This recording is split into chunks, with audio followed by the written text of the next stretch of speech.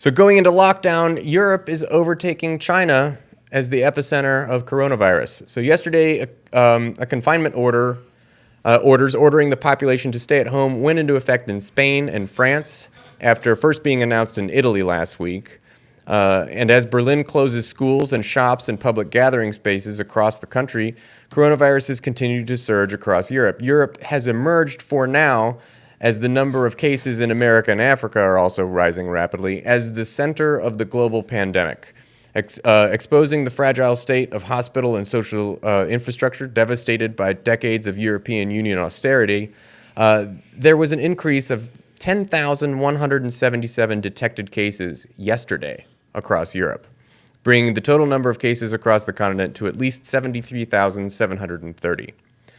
With nearly all of these cases still under treatment or observation, Europe now contains most of the 98,219 active cases worldwide. The most new cases were detected in the pandemic's European epicenter, Italy, 3,526 new cases. Then Germany with 2,080 plus, Spain with 1,467 plus, France with 1,097 plus, and Great Britain with 407 plus. Deaths also mounted 345 in Italy, 168 in Spain, 27 in France, and 19 in the Netherlands, 16 in Britain, and 7 in Germany. This is a stark contrast that is emerging with countries in Asia like China and Singapore, where health authorities acted more consistently to order quarantines to limit the spread of the disease, test the population, and identify and treat the sick, thus stopping the exponential spread of the virus.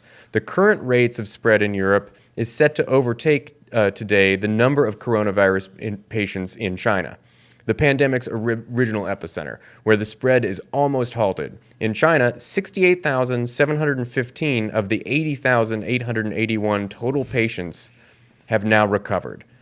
3,226, or 4%, have died, and at most a few dozen new cases are discovered each day. A few dozen. While Europe has less than half of China's population, it has nearly as many cases yesterday, and more people have died in Europe, 3,401, than in China of coronavirus. A far higher population of Europe's than China's population has contracted the disease, so that the impact on overstretched and underfunded European healthcare systems will be greater. China has nearly double the population, or more than double the population of Europe, and has had less overall deaths, being further along in the process than Europe has. What do you guys think about that? So this sort of makes sense because China is very authoritarian. They have more control over the way people live their lives. So when this thing first starts, China goes, okay, what's the death rate? Oh, that's pretty bad. No one can leave their homes. No one can leave their cities. Everything shuts down now. Police are going to be everywhere. If you try and leave, we're going to put you back in your building. And they can just do that just because it's China. That's the way that they're put together. It's very funny. There's a little bit of an aside, but someone was saying, like, isn't it interesting that, like, Mao, communist revolution happens and China is now back to what they always are, a giant bureaucracy of authoritarianism, which is what they always seem to look like when their civilization is doing their thing. I think there's a slightly different explanation than just the ability to quickly mobilize and do things. So consider this. While German Chancellor Angela Merkel callously advised the public to prepare for 60 to 70% of Germans getting the disease, the UK scientific advisor Sir Patrick Vallance said it was, quote, not desirable to stop 60% of Britons from catching coronavirus. He gave the fascistic argument that a mass infection was desirable to give, quote, some immunity to the survivors without requiring the financial aristocracy from parting with any of their billions. So while the European Central Bank has pumped 120 billion euros into financial markets and EU governments are planning hundreds of billions of euros to avert corporate bankruptcies, workers are receiving only a patchwork of offers of state-funded layoffs involving massive pay cuts.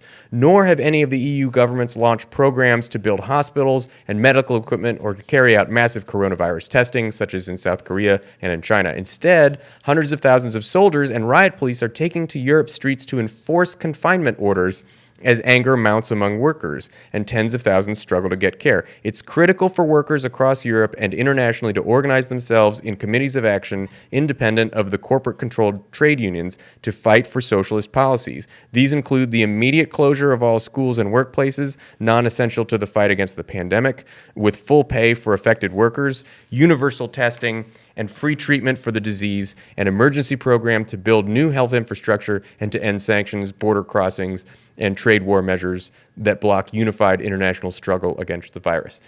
The government is doing everything it can to protect business and business interests and entrenched wealth and attempting to do nothing, try to make sure that we don't have to do anything to actually affect public health. Because that costs money. Well, okay. again, Right. that's true. That is a part of it. But like I was saying earlier, but China has also the ability. Like you're right, that China also, ironically, looks like it's actually looking out for its citizenry a little bit more by how it's prioritizing things and how it is shutting down things and it is allowing a huge amount of GDP and productivity to just be cut so that, well, what is happening happens. But it's also they have the ability to make that dream a reality. Like if France had that same mindset or the UK had that same mindset, they would not have the same enforcement ability that China does. But either way we look at it, I think that's a very, very important addition to that it really looks like, ironically, that the West, the land, the freedom in the West Right. are the people that are freely protecting There's business There's interests. another issue too we have to bring up, and that is the whole design of China, the way that country is designed. And when they have to close the city off, when they block it off, they do it with full force. But the European Union, it's not just one nation; it's a whole combination of other countries altogether. And there's a lot of free movement of trade and people.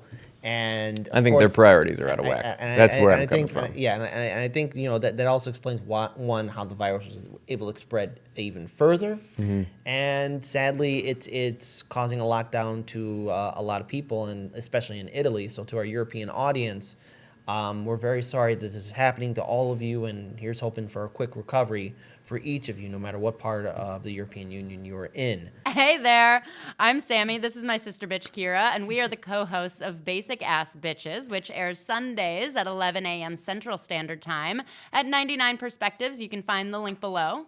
We like to talk about our lives and what's important to us and highlight our society's addiction to misogyny, racism, belonging, capitalism, and all of that good stuff. It's riveting. Many uncomfortable conversations. Yes, so join us.